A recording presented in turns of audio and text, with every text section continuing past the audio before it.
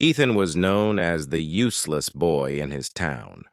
It wasn't because he was unintelligent. He was actually quite smart, but he was lazy, careless, and had no ambition. His parents were hard-working people who owned a small bakery.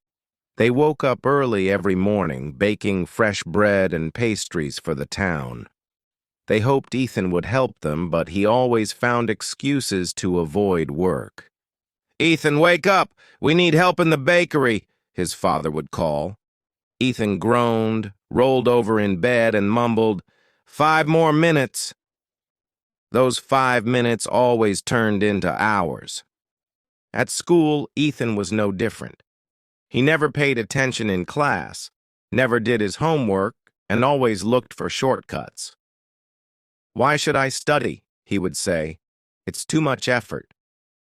His classmates made fun of him. "Ethan, do you even have a future?" one of them mocked. Even his teachers gave up on him. "You'll regret this one day, Ethan," his math teacher warned. But Ethan didn't care.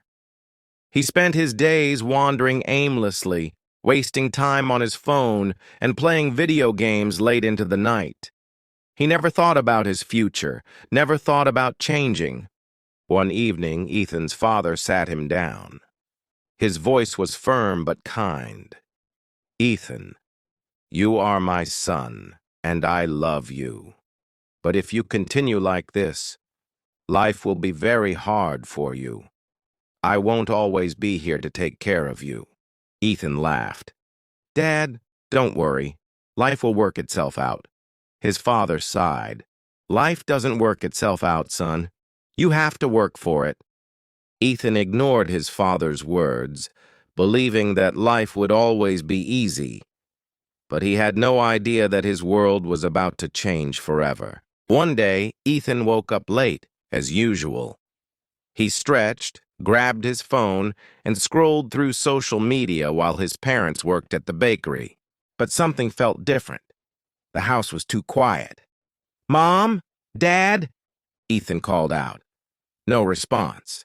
He walked downstairs and found a note on the kitchen table. It was written in his father's handwriting. "Ethan, your mother and I have gone to visit your sick uncle. We'll be away for a few weeks. The bakery is your responsibility now. It's time for you to grow up." Ethan's heart sank. What? They left me alone and they expect me to run the bakery? He had never baked a loaf of bread in his life. He didn't even know how the cash register worked. He thought about calling his parents, but then he remembered his father's words. "Life doesn't work itself out. You have to work for it." For the first time in his life, Ethan felt panic. The next morning, Ethan dragged himself to the bakery.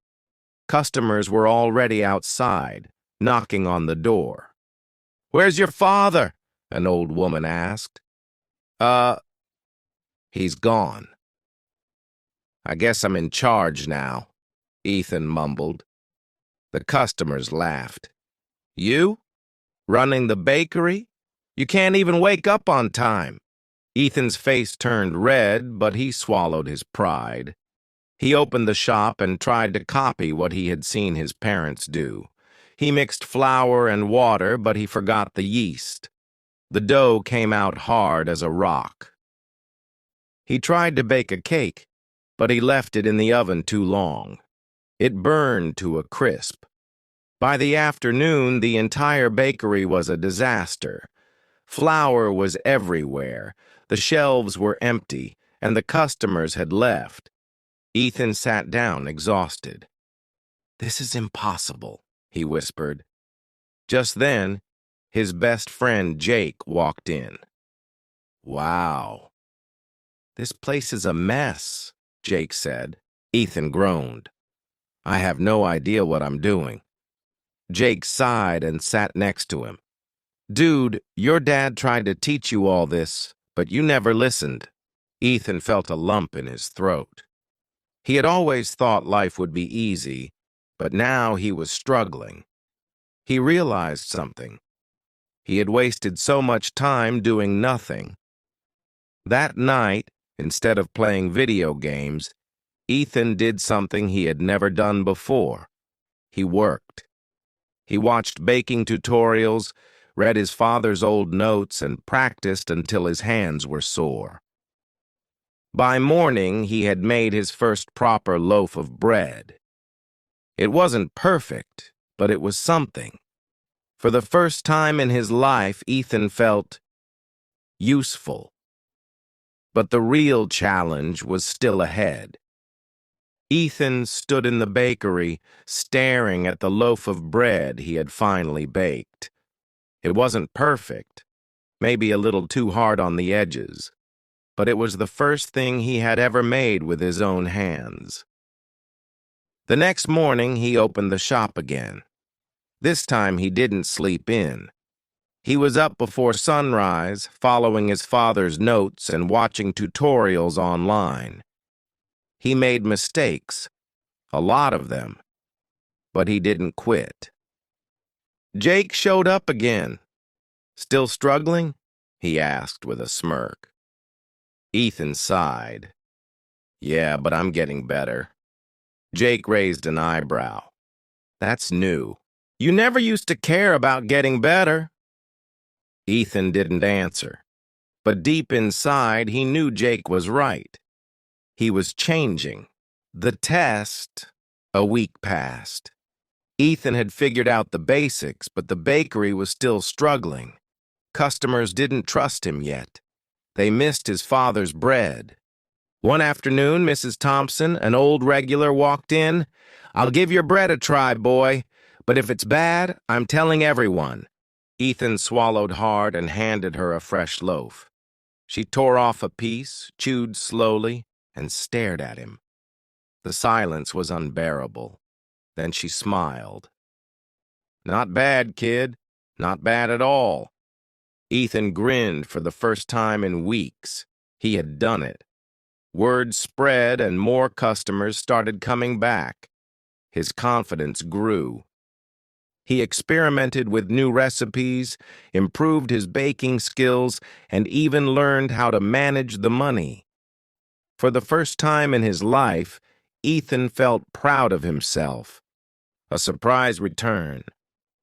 One evening, as Ethan was closing the bakery, he heard familiar voices. His parents were back. His father stepped inside, looking around. The shelves were full, the counters were clean, and the cash register was balanced. Ethan stood nervously, waiting for his reaction.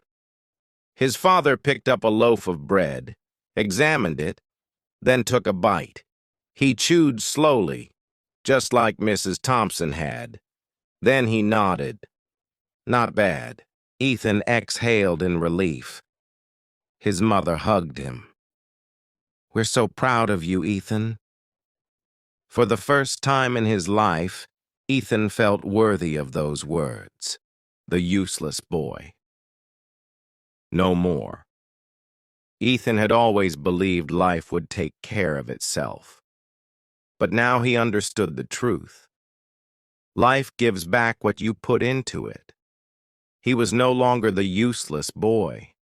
He was someone who worked hard, someone who didn't quit, someone who had finally found purpose. And that made him unstoppable.